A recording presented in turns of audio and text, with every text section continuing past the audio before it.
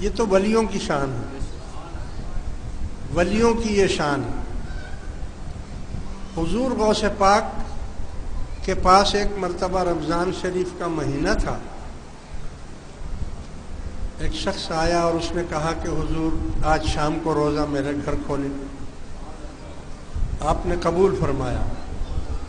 دوسرا آیا، تیسرا آیا، چوتھا آیا، 70 آدمی آئے۔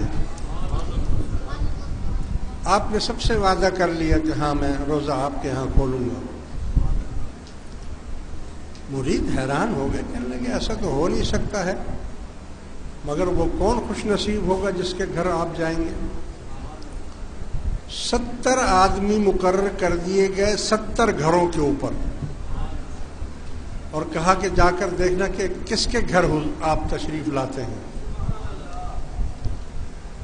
جب 70 کے 70 واپس آئے تو ہر ایک نے کہا کہ جہاں میں گیا تھا وہاں موجود تھے۔ دوسرے نے کہا جہاں میں گیا تھا وہاں بھی روزہ کھول رہے تھے۔ یعنی ولیوں کی شان دیکھو۔ اور اس میں اتنے کوئی اچنبے کی بات بھی نہیں ہے، اللہ نے اس کی مثالیں بھی دنیا میں دی ہیں۔ ایک ٹی وی چینل پر ایک پروگرام چلتا ہے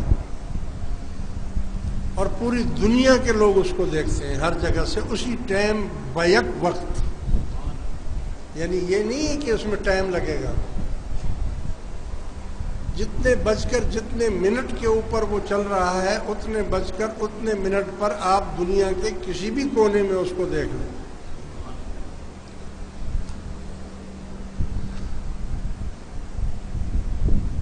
آج کل انٹرنیٹ کا زمانہ ہے،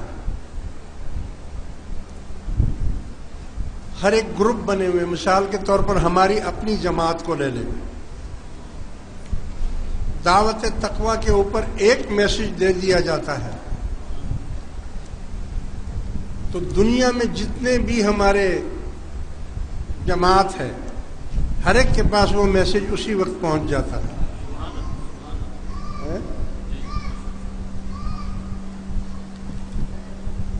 تو یہ موبائل فون اور ٹی وی یہ خدا تو نہیں ہے، مخلوق ہے۔